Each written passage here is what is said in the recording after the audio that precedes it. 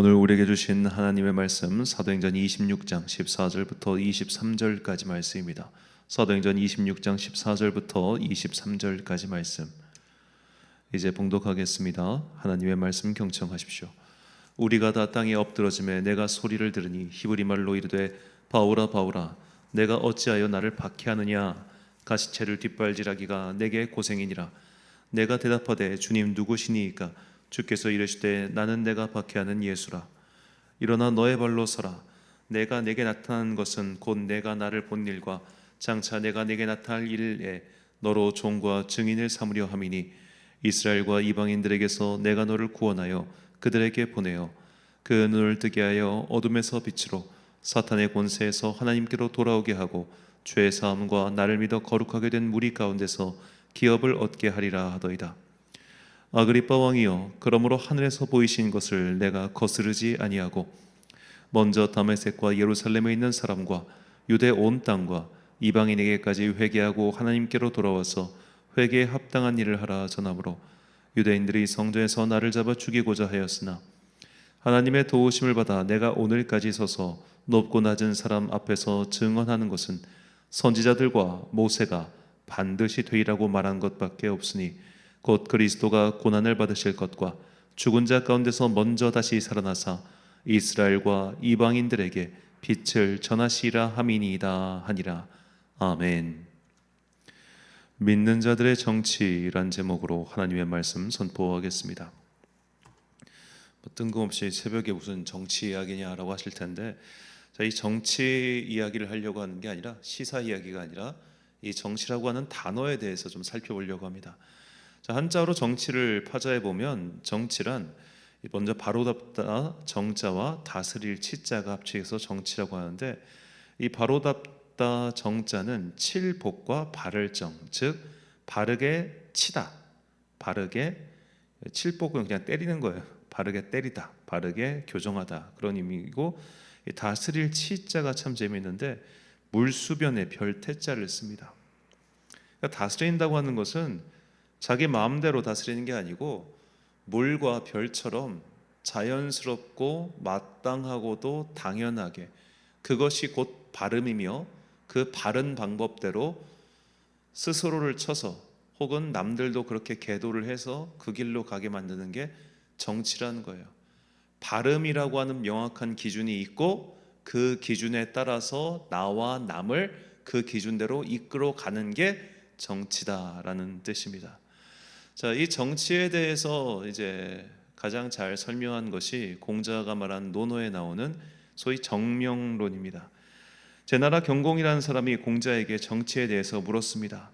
그러자 공자가 대답하기를 군왕은 군왕답고 신하는 신하답고 부모는 부모답고 자식은 자식다운 것입니다 라고 대답했죠. 소위 이제 군군, 신신, 부부, 자자라고 하는데, 자 이제 뭐 군신유의라든지 이런 식의 이야기가 또 나중에 여기서 나오게 되죠.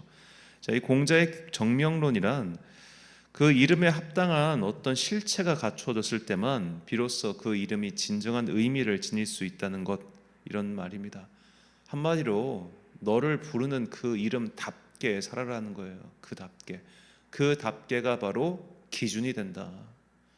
성도답게, 자녀답게,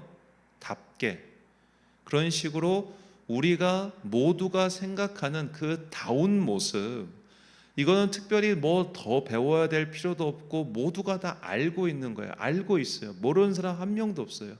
그 알고 있는 그 모습 그대로 스스로를 쳐서 다스려 가지고 그 모습으로 향해 가는 게 바로 성도의 정치, 즉 바르게 다스림의 의미라는 것이죠.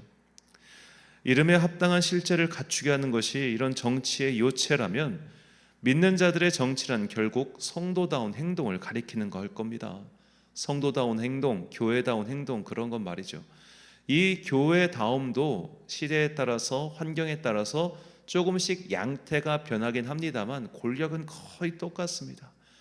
결국 교회가 가져야 될 근본적인 질문은 이 시대에 하나님께서 원하시는 것이 무엇인가, 이 시대에 예수 그리스도를 믿는 사람으로서 우리가 해야 될 일은 무엇인가, 만약 지금 예수님께서 이 땅에 오신다면 그분은 무엇을 하실까, 그런 식의 질문을 던져가면서 시대와 대화하며 이 시대 속에서 소금과 빛으로서 살아가기 위한 각자의 노력과 방도가 있을 거예요. 교회마다 할 수 있는 일도 다를 테고 또 살아야 되는 지역도 다르겠죠. 농촌 지역과 도시 지역의 목표가 다르고 어촌 지역과 섬 지역의 목표가 다르듯이 각자의 자리에서 그 다움을 추구하며 사는 것이 성도의 정치요, 교회의 정치라는 겁니다. 그리스도 예수의 은혜로 새롭게 태어난 사람들답게 그답게 행동하며 살아가는 것이죠. 오늘 본문에서 사도 바울은 베스도 총독 앞에서 이것이야말로 복음의 요체라고 설명하고 있습니다. 본문 20절과 23절 말씀입니다. 먼저 다메섹과 예루살렘에 있는 사람과 유대 온 땅과 이방인에게까지 회개하고 하나님께로 돌아와서 회개에 합당한 일을 하라 전하므로 곧 그리스도가 고난을 받으실 것과 죽은 자 가운데서 먼저 다시 살아나사 이스라엘과 이방인들에게 빛을 전하시리라 함이니이다 하니라. 아멘. 자, 바울은 지금 베드로 총독 앞에서 자신이 왜 유대인들에게 쫓기게 되었는지, 도대체 이 법정이 왜 열리게 되었는지 그걸 변호를 하는 겁니다. 그가 유대인들에게 한 말이라고는 이거밖에 없다는 거예요. 회개에 합당한 일을 하라 전했고 그리스도께서 다시 살아나사 빛을 전하시리라 라는 그리스도의 사역에 대해서 전했을 뿐입니다. 그런데 그들이 나에게 달려들어 나를 죽이려 했습니다. 이게 바울의 말이죠. 자, 바울의 말 속에서 우리는 복음의 요체를 발견할 수 있는 겁니다. 그가 압축해서 베스도 앞에서 자신의 행위를 변호했을 때 그 안에 복음의 요체가 들어가 있었어요. 먼저 그리스도께서 살아나셨습니다. 즉 예수 그리스도께서 우리의 구세주가 되셨습니다. 그렇다면 이제 우리가 예수님을 믿어야 되는데 그 믿음으로 들어가는 첫 관문이 바로 회개예요. 회개하고 그 다음부터는 회개에 합당한 일을 해라. 곧 너희가 거듭난 이제는 그리스도인, 이제는 하나님의 자녀, 하나님의 양자된 자로서 그에 합당하게 행동하는 것, 이것이 복음이라는 겁니다. 복음은 내가 단순히 예수 그리스도께서 십자가에 달려 돌아가심으로 말미암아 내가 구원받았다 여기서 끝나는 게 복음이 아니라 네가 복음을 이제 그 은혜를 체험하고 거듭났으니 너는 그 거듭난 자답게 살아라가 이어가는 거예요. 그럼 도대체 우리는 회개에 합당한 일, 성도다운 일이 무엇입니까? 이거에 대해서 너무나 간단하게 잘 설명한 사람이 바로 세례 요한입니다. 세례 요한이 말하는 회개에 합당한 열매란 지극히 단순합니다. 누가복음 3장 8절, 11절, 13절, 14절 말씀. 그러므로 회개에 합당한 열매를 맺고 속으로 아브라함이 우리 조상이라 말하지 말라. 내가 너희에게 이르노니 하나님이 능히 이 돌들로도 아브라함의 자손이 되게 하시리라. 대답하여 이르되 옷 두 벌 있는 자는 옷 없는 자에게 나눠줄 것이요 먹을 것이 있는 자도 그렇게 할 것이니라 하고 이르되 부과된 것 외에는 거두지 말라 하고 군인들도 물어 이르되 우리는 무엇을 하리이까 하며 이르되 사람에게서 강탈하지 말며 거짓으로 고발하지 말고 받는 급여를 족한 줄로 알라 하니라. 아멘. 요약하면 뭡니까? 욕심 부리지 말고 가진 것을 나눠주며 살아라, 이 정도죠. 자, 가진 것을 나눠주라고 할 때 저 사람에게 내가 있는 모든 걸 몽땅 나눠줘서 너는 거지처럼 살아라 이렇게 얘기하지 않죠. 옷 두 벌 있는 사람이 옷 한 벌도 없는 사람에게 한 벌 나눠주라는 겁니다. 즉 나에게 잉여분이라는 게 있어요. 잉여분, 그 잉여분을 너를 위해 축적하지 말고 그 잉여분을 좀 나눠주고 살아. 이게 착한 일이고 이게 거듭난 성도의 일이며 이게 완성될 하나님 나라를 믿고 살아가는 사람들이 모두 다 해야 되는 일이라는 거예요. 왜 그렇습니까? 이 땅이 영원하지 않기 때문입니다. 이 땅에서의 나의 삶이 영원하지 않기 때문입니다. 내가 결국에는 죽어 하나님의 품으로 가게 될 터인데 그때는 지금 이렇게 쌓아둔 것들이 의미가 없잖아요. 그런데 여기서 사람들은 두 가지를 때문에 이렇게 버리지 못하고 집착하죠. 첫 번째로 내가 언제 죽을지 모릅니다. 내가 언제 죽을지 몰라요. 당장 내일 내가 하나님 곁으로 갈 수도 있지만 상당히 오래 살 수도 있어요. 인생의 3대 불행이 소년 등과고 중년에 배우자가 죽는 거고 말년에 돈이 없는 거라고 하지 않습니까? 말년에 가난하면 참 어렵습니다. 그건 솔직히 어려운 건 사실이죠. 추운 때는 추운 데 있어야 되고 더울 땐 더운 데 있어야 되고, 더구나 내가 밖에 나가서 일할 수 있는 제 신체가 되지 않으니 정말로 누군가의 도움으로밖에 살 수가 없고, 그동안 내가 저축한 것으로밖에 살 수가 없고, 그러다 보니까 쉽게 남을 도와주는 일이 어렵습니다. 그건 솔직한 현실이죠. 그러다 보니까 사람들은 걱정을 합니다. 그래서 쌓아두려고 해요. 많은 걸 쌓아두고 준비하고 예비합니다. 이것은 지혜로운 자로서 당연한 일입니다. 다만 여기에 대한 집착이 너무 큰 게 문제예요. 너무 집착이 커졌어요. 특히 우리나라 사람들이 이런 집착이 너무 큽니다. 어제도 제가 수요 책방하면서 말씀드렸지만, 세계 주요 선진국 가운데서 우리나라 사람들만큼 가족보다 돈이 더 중요하다고 말하는 사람들이 없고, 돈에 따라서 나의 믿음이 좌우되는 사람도 없더군요. 저는 그냥 느끼곤 있었는데, 성도들이 이렇구나라는 걸 느끼곤 있었는데, 그 통계된 데이터를 보니까 역시나 마음이 안 좋은 거예요. 돈이 많으면 내가 지금 하나님과 함께하고 있구나, 하나님께서 나에게 은혜를 주셨구나. 돈이 많으면 신앙심이 올라가요. 돈이 없으면 신앙심이 떨어져요. 이것을 나의 가치 판단의 기준으로 삼고 있다는 것 자체가 통탄스러운 일이라니까요. 이거 뭐예요? 하나님께서는 나에게 은혜를 주시는데 그 은혜를 꼭 돈으로 주신다고 생각하는 거예요. 그러다 보니까 내가 신앙생활을 잘하고 믿음이 좋으니 하나님께서 돈을 주셨고, 반대로 내가 지금 돈이 없는 것은 내가 믿음이 안 좋아서구나, 이렇게 생각한단 말이죠. 이 생각이 완전 우리가 정말 버려야 될 생각입니다. 이런 생각에 대해서 예수님께서는 정말 여러 번 말씀하시죠. 그런 거 아니라고 말이죠. 그래서 예수님께서는 우리가 이 땅을 살아가면서 이 땅에서 자꾸만 많은 것을 채우지 말고 저 하늘나라에 쌓아두라고 말씀하셨습니다. 마태복음 6장 19절과 20절 말씀입니다. 너희를 위하여 보물을 땅에 쌓아두지 말라. 거기는 좀과 동록이 헤엄하며 도둑이 구멍을 뚫고 도둑질하느니라. 오직 너희를 위하여 보물을 하늘에 쌓아두라. 거기는 좀이나 동록이 헤하지 못하며 도둑이 구멍을 뚫지도 못하고 도둑질도 못하느니라. 아멘. 자, 19절과 20절에 잘 보십시오. 너희를 위하여입니다. 너희를 위하여. 너희를 위하여 보물을 땅에 쌓아주지 말고 너희를 위하여 그 보물을 하늘에 쌓아두라는 거예요. 여기서 하늘에 쌓아두라는 말을 자꾸만 헌금해라라는 말로 착각하는 게 제일 큰 문제입니다. 내가 돈이 너무 사랑하다 보니까 저 사람도 돈을 사랑한다고 생각해가지고 저 자식이 내 돈 뺏어가려고 하는 거 아니야? 이렇게만 생각하다 보니까 이런 말씀만 들으면은 그냥 다들 헌금을 한 얘기요? 이렇게들 오해하시더라고요. 이거 그런 말 절대 아닙니다. 아까 읽었던 세례 요한의 이 회개에 합당한 일과 연결시켜 보십시오. 우리가 보물을 하늘에 쌓아두는 방법은 이웃을 돕는 거예요. 이웃을 돕는 거. 그런데 이렇게 사람들에게 이웃을 도와라고 얘기하면 안 도와요. 안 도와요. 사람들은 몇 번 도우다 말아요. 그것이 정기적으로 되지 않아요. 그렇기 때문에 사실 교회가 여러 가지 교회도 문제가 없다는 얘기가 절대 아닙니다. 자, 우리가 11조를 모아서 그 11조로 어려운 사람들 도와주는 거예요. 그렇게 하는 게 마땅한 거예요. 그렇게 하는 게 회개에 합당한 열매를 거두는 겁니다. 그런데 모든 11조를 다 이웃에 도와버리면은 이 조직이 운영이 안 되잖아요. 그러니까 사실은 그 시민사회단체 소위 NGO가 특히 이제 유니세프라든지 굿네이버스라든지 그렇게 해외에 있는 어려운 사람들 돕는 기관과 사실은 똑같습니다. 우리가 예를 들어 월 5만 원씩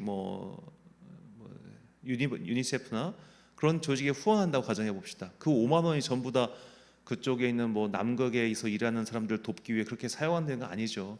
그 중에 절반 이상은 사실 조직 운영비로 사용되고 한 30 많으면은 30, 적으면 20%그 정도 비용만 직접 가게 됩니다.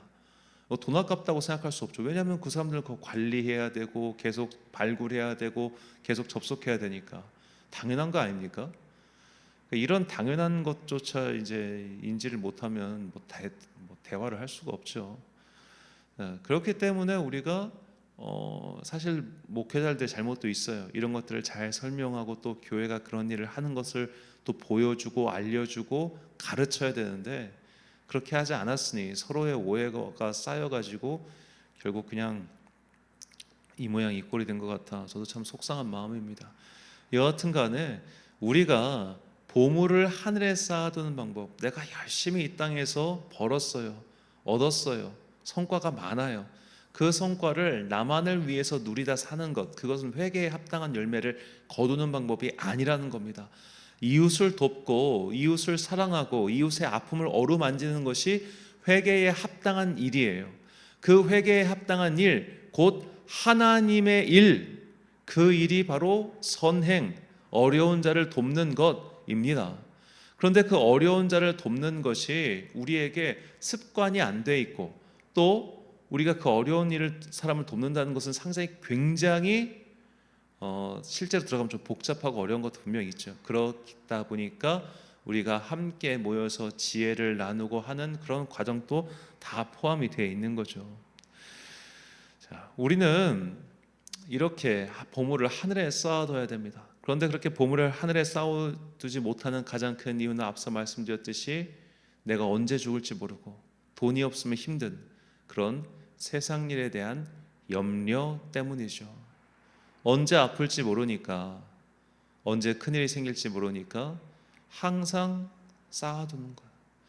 그런데 누가복음에서 예수님께서 말씀하셨듯이 어리석은 자여라고 하지 않습니까? 어리석은 자여. 우리가 믿음 생활의 정치, 바른 다스림, 그것은 곧 우리의 염려 그리고 세상에 대한 욕심을 내려놓는 모든 과정입니다. 우리가 성도다운 정치, 믿음 생활을 제대로 하기 위해서는 염려를 버려야 됩니다. 경제적 부유함이랑 상대적인 것이죠. 우리나라에서 아무리 가난한 사람도 저 최빈 국가에 가면 중산층 이상입니다. 대한민국에서 태어났다는 것만으로도 전 세계 기준으로 봤을 때 중산층이라는 걸 꼭 기억하셨으면 좋겠습니다.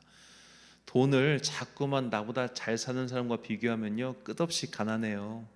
가난은 상대적인 거예요. 부유함도 상대적인 거예요. 그러니까 자꾸 우리가 돈 없다 가난하다 그렇게 말하지 마시고, 저도 그런 말 자주 하는데 그렇게 말하지 마시고 있는 것을 족한 줄로 알며 또한 오늘 나에게 주신 은혜에 하루하루 만족해하며 너무 근심하지 말고 너무 염려하지 말고 그렇게 사시길 바랍니다. 물론 우리가 무엇을 먹고 살아야 되는가, 어떻게 살아야 되는가를 고민해야죠. 오늘의 하루를 살아내기 위해서 열심히 살아내기 위해 고민해야죠.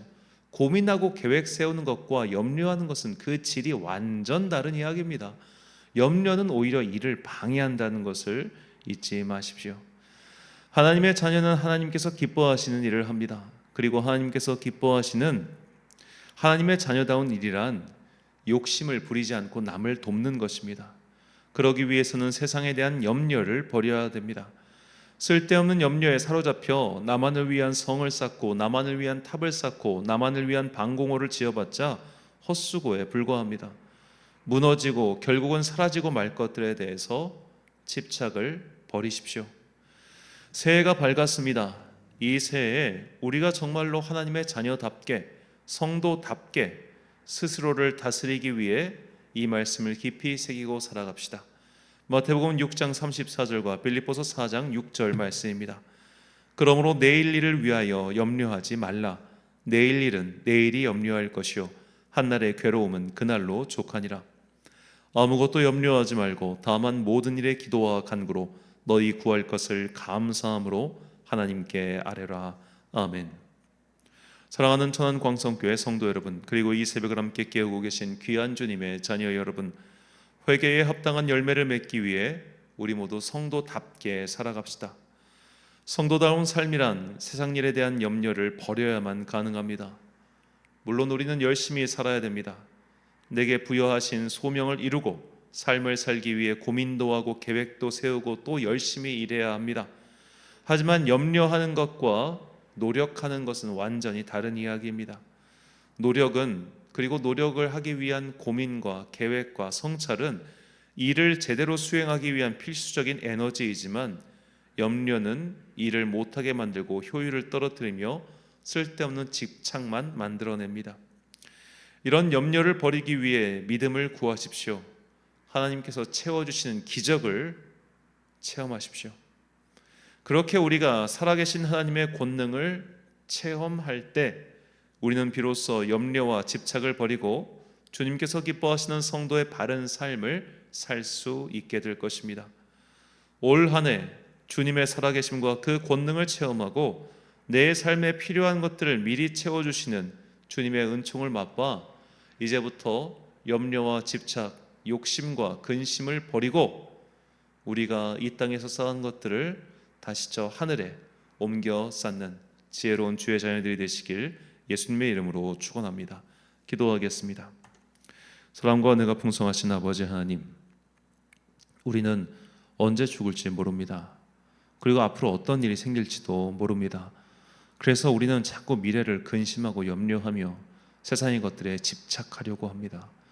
이웃을 돕고 이웃을 사랑하고 내가 가진 것을 나누는 것이 마땅함에도 불구하고 우리는 10벌 가지고 있을 때 1벌 나누려고 하지 2벌 가지고 있을 때 그 2벌 중 하나를 나누려고 하지 않습니다. 10개 중 하나면 그나마 다행입니다. 우리는 내 속에 100이 주어져 있을 때에야 비로소 1을 나누려고 하는 그렇게 욕심 많고 집착이 센 사람들입니다. 주여 우리의 이 욕심을, 이 세상에 대한 집착을 주여 용서하여 주옵소서. 이제는 그 욕심과 집착을 그리스도의 십자가에 못 박을 수 있도록 은혜 베풀어 주옵소서. 그리하여 내가 남을 위하여 주님의 뜻을 따라 내가 가진 것을 나눌 때 그 나눔은 그저 땅에 버리는 쓸데없는 돈이 아니라 저 하늘의 창고에 쌓아두는 보화라는 것을 잊지 않게 하시고 무엇보다 이 땅을 살아가는 동안 내가 주님의 뜻에 순종할 때 날마다 채워주시고 입혀주시고 인도하시고 함께 하시는 예수 그리스도 임마누엘 주님의 은혜를 체험하게 하여 주옵소서. 이렇게 날마다 나와 함께 하시며 나와 동행하시며 나의 등 뒤에서 나에게 힘이 되시는 그 그리스도의 은혜를 체험할 때 우리는 더 이상 세상의 염려와 근심에 사로잡히지 않고 주님의 뜻에 따라 회개에 합당한 아름다운 열매를 맺으며 살아갈 수 있다는 것을 믿습니다. 주님, 올 한 해 동안 내가 믿음의 용기를 내어 한 걸음을 내딛고자 하오니 주님 그 걸음 뒤에 은혜의 강물로 우리를 채워 주옵소서. 그렇게 주님의 은혜를 믿고 세상의 염려를 버리고 담대하게 주의 일에 힘쓰는 주님의 거룩한 자녀들 되게 하여 주옵소서. 날씨가 추워지고 있습니다. 비가 내린 뒤 다시 겨울의 추위가 찾아오는데 우리 연로하신 성도님들 주님께서 지켜주시고 그들의 건강을 안위하여 주옵소서. 우리의 자녀들에게 좋은 소식을 전하여 주옵시고 그들의 마음에 주님의 평강과 위로가 임하게 하여 주옵소서. 오늘 하루도 참 좋으신 우리 주님의 은총과 평강이 모든 성도들과 함께 하시길 간절히 소망하오며 이 모든 말씀 우리 구주 예수 그리스도의 이름으로 기도드립니다. 아멘. 오늘의 기도 제목입니다. 내가 가진 세상 일에 대한 염려는 무엇입니까? 주님께 이 마음을 맡기고 살아계신 주님의 능력을 체험하게 해달라고 간절히 구하시길 바랍니다. 오늘 주신 기도의 제목 가지고 기도와 묵상에 힘쓰는 하루 되십시오. 기도하겠습니다.